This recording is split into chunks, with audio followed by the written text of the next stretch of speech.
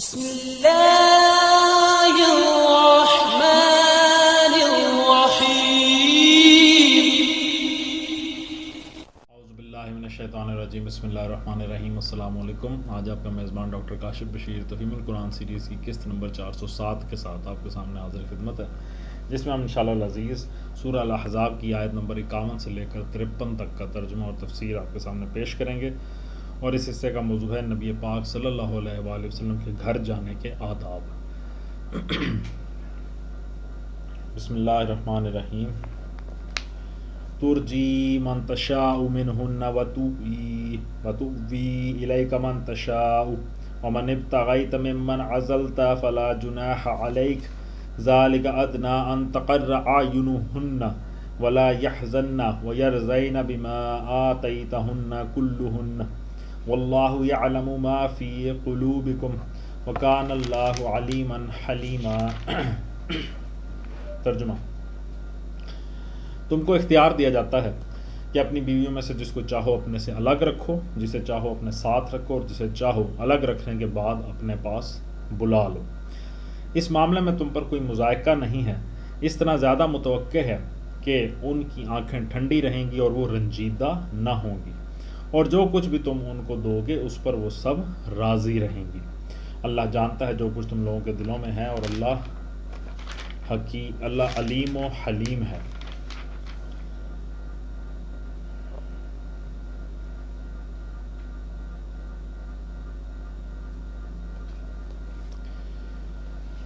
اس آیت سے مقصود نبی پاک صلی اللہ علیہ وسلم کو خانگی زندگی کی الجھنوں سے نجات دلانا تھا کہ آپ صلی اللہ علیہ وسلم پورے سکون کے ساتھ اپنا کام کر سکیں۔ جب اللہ تعالیٰ نے صاف الفاظ میں حضور صلی اللہ علیہ وسلم کو پورے اختیارات دے دیے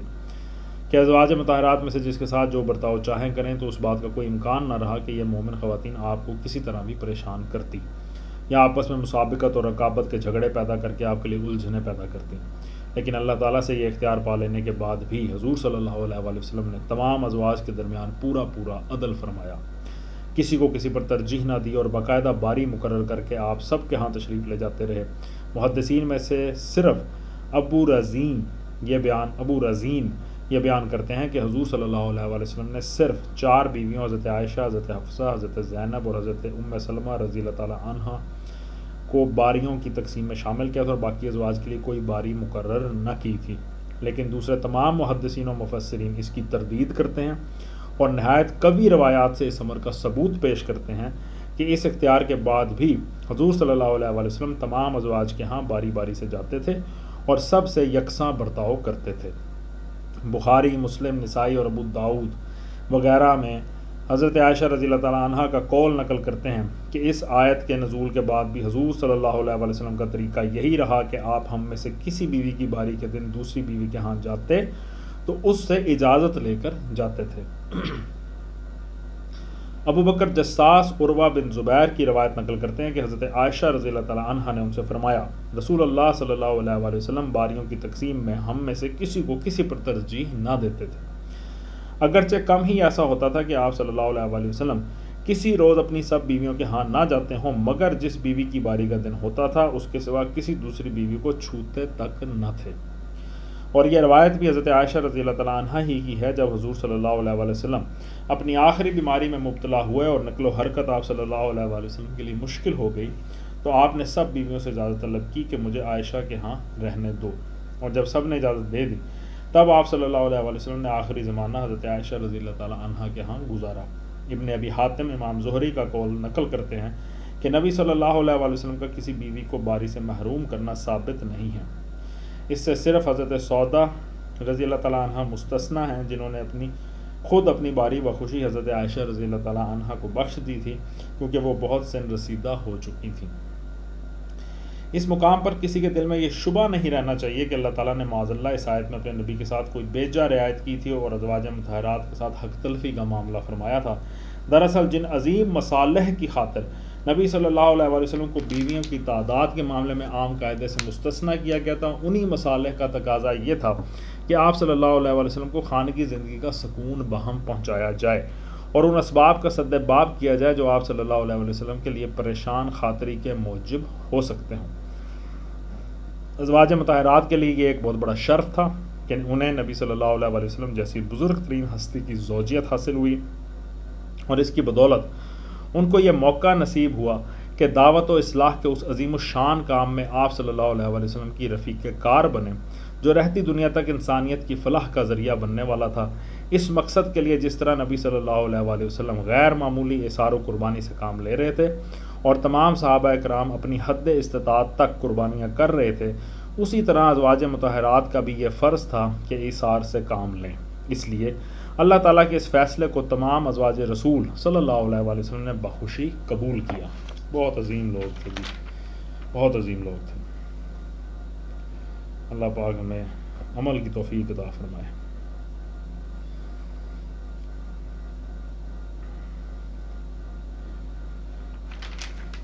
اس کے بعد آیت میں آخر میں آیا کہ اللہ جانتا ہے جو کچھ تم لوگوں کے دلوں میں ہے۔ اللہ علیم اور حلیم ہے۔ تفسیر میں آتا ہے یہ تنبیہ ہے ازواج مطہرات کے لیے بھی اور دوسرے تمام لوگوں کے لیے بھی۔ ازواج مطہرات کے لیے تنبیہ اس بات کی ہے کہ اللہ کا یہ حکم آ جانے کے بعد اگر وہ دل میں کبھی کبیدہ خاطر ہوں گی تو گرفت سے نہ بچ سکیں گی، اور دوسرے لوگوں کے لیے اس میں یہ تنبیہ ہے کہ نبی صلی اللہ علیہ وسلم کی ازدواجی زندگی کے متعلق کسی طرح کی بدگمانی بھی اگر انہوں نے اپنے دل میں رکھی یا فکر و خیال کے کسی گوشے میں بھی کوئی وسوسہ پالتے رہے تو اللہ سے ان کی یہ چوری چھپی نہ رہ جائے گی۔ اس کے ساتھ اللہ کی صفت حلم کا بھی ذکر کر دیا گیا تاکہ آدمی کو یہ معلوم ہو جائے کہ نبی صلی اللہ علیہ وسلم کی شان میں گستاخی کا تخیل بھی اگرچہ سخت سزا کا مستوجب ہے، لیکن جس کے دل میں کبھی ایسا کوئی وسوسہ آیا ہو وہ اگر اسے نکال دے تو اللہ تعالیٰ کے ہاں معافی کی امید ہے۔ لا يحل لك النساء من بعد ولا ان تبدل بهن من ازواج ولو اعجبك حسنهن الا ما ملكت يمينك وكان الله على كل شيء رقيبا۔ ترجمہ اس کے بعد تمہارے لیے دوسری عورتیں حلال نہیں ہیں اور نہ اس کی اجازت ہے کہ ان کی جگہ اور بیویاں لے آؤ خواہ ان کا حسن تمہیں کتنا ہی پسند ہو، البتہ لونڈیوں کی تمہیں اجازت ہے، اللہ ہر چیز پر نگران ہے۔ تفسیر میں آتا ہے اس ارشاد کے دو مطلب ہیں۔ ایک یہ کہ جو عورتیں اوپر آیت نمبر 50 میں حضور صلی اللہ علیہ وسلم کے لیے حلال کی گئی ہیں، ان کے سوا دوسری کوئی عورت اب آپ صلی اللہ علیہ وسلم کے لیے حلال نہیں ہے۔ دوسرے یہ کہ جب آپ کے ازواج مطہرات اس بات کے لیے راضی ہو گئی ہیں کہ تنگی و ترشی میں آپ صلی اللہ علیہ وسلم کا ساتھ دیں اور آخرت کے لیے دنیا کو انہوں نے چھوڑ دیا ہے اور اس پر بھی خوش ہیں کہ آپ جو برتاؤ بھی ان کے ساتھ چاہیں کریں، تو اب آپ کے لیے حلال نہیں کہ ان میں سے کسی کو طلاق دے کر اس کی جگہ کوئی اور بیوی لے آئیں۔ اچھا، آیت میں پھر مزید آیا کہ البتہ لونڈیوں کی تمہیں اجازت ہے۔ تفسیر میں آتا ہے یہ آیت اس امر کی صراحت کر رہی ہے کہ منکوحہ بیویوں کے علاوہ مملوکہ عورتوں سے بھی تمتع کی اجازت ہے اور ان کے لیے تعداد کی کوئی قید نہیں ہے۔ اسی مضمون کی تصریح سورہ نساء کی آیت نمبر 3، سورہ مومنون کی آیت نمبر 6، سورہ معارج کی آیت نمبر 30 میں بھی کی گئی ہے۔ ان تمام آیات میں مملوکہ عورتوں کو منکوحہ ازواج کے بالمقابل ایک الگ صنف کی حیثیت سے بیان کیا گیا ہے اور پھر ان کے ساتھ ازدواجی تعلق کو جائز قرار دیا گیا ہے۔ نیز سورہ نساء کی آیت نمبر 3 منکوحہ بیویوں کے لیے 4 کی حد مقرر کرتی ہے، مگر نہ اس جگہ اللہ تعالیٰ نے مملوکہ عورتوں کے لیے تعداد کی حد مقرر کی اور نہ دوسری متعلقہ آیات میں ایسی کسی حد کی طرف اشارہ فرمایا گیا ہے، بلکہ یہاں نبی صلی اللہ علیہ وسلم کو خطاب کرتے ہوئے فرمایا جا رہا ہے کہ آپ کے لیے اس کے بعد دوسری عورتوں سے نکاح کرنا یا موجودہ بیویوں میں سے کسی کو طلاق دے کر دوسری بیوی لانا تو حلال نہیں ہے، البتہ مملوکہ عورتیں حلال ہیں۔ اس سے صاف ظاہر ہے کہ مملوکہ عورتوں کے معاملے میں کوئی حد مقرر نہیں ہے، یہ قرآن کا حکم ہے، لیکن اس کا یہ مطلب نہیں ہے کہ خدا کی شریعت یہ گنجائش مالدار لوگوں کو بے حساب لونڈیاں خرید کر عیاشی کرنے کے لیے دیتی ہے۔ دراصل یہ تو ایک بیجا فائدہ ہے جو نفس پرست لوگوں نے قانون سے اٹھایا ہے۔ قانون بجائے خود انسانوں کی سہولت کے لیے بنایا گیا تھا، اس لیے نہیں بنایا گیا تھا کہ لوگ اس سے یہ فائدہ اٹھائیں۔ اس کی مثال بالکل ایسی ہے جیسے شریعت ایک مرد کو 4 تک بیویاں کرنے کی اجازت دیتی ہے اور اسے یہ حق بھی دیتی ہے کہ اپنی بیوی کو طلاق دے کر دوسری بیوی لے آئے۔ یہ قانون انسانی ضروریات کو ملحوظ رکھ کر بنایا گیا تھا۔ اب اگر کوئی شخص محض عیاشی کی خاطر یہ طریقہ اختیار کرے کہ 4 بیویوں کو کچھ مدت رکھ کر طلاق دیتا اور پھر ان کی جگہ بیویوں کہ دوسری کھیپ لاتا چلا جائے تو یہ قانون کی گنجائشوں سے ناروا فائدہ اٹھانا ہے جس کی ذمہ داری خود اسی شخص پر عائد ہوگی، نہ کہ خدا کی شریعت پر۔ اسی طرح شریعت نے جنگ میں گرفتار ہونے والی عورتوں کو جبکہ ان کی قوم مسلمان قیدیوں سے ان کا تبادلہ کرنے یا فدیہ دے کر ان کو چھڑانے کے لیے تیار نہ ہو، لونڈی بنانے کی اجازت دی، اور جن اشخاص کی ملکیت میں وہ حکومت کی طرف سے دے دی جائیں ان کو یہ حق دیا کہ ان عورتوں سے تمتع کریں تو تاکہ ان کا وجود معاشرے کے لیے اخلاقی فساد کا سبب نہ بنے۔ پھر چونکہ لڑائیوں میں گرفتار ہونے والے لوگوں کی کوئی تعداد معین نہیں ہو سکتی تھی، اس لیے قانوناً اس امر کی بھی کوئی حد معین نہیں کی جا سکتی تھی کہ ایک شخص بیک وقت کتنے غلام اور کتنی لونڈیاں رکھ سکتا ہے۔ لونڈیوں اور غلاموں کی خرید و فروخت کو بھی اس بنا پر جائز رکھا گیا کہ اگر کسی لونڈی یا غلام کا نباہ ایک مالک سے نہ ہو سکے تو وہ کسی دوسرے شخص کی ملکیت میں منتقل ہو سکے، اور ایک ہی شخص کی دائمی ملکیت مالک و مملوک دونوں کے لیے عذاب نہ بن جائے۔ شریعت نے یہ سارے قواعد انسانی حالات و ضروریات کو ملحوظ رکھ کے سہولت کی خاطر بنائے تھے۔ اگر ان کو مالدار لوگوں نے عیاشی کا ذریعہ بنا لیا تو اس کا الزام انہی پر ہے، نہ کہ شریعت پر۔ یا ایھا الذین آمنوا لا تدخلوا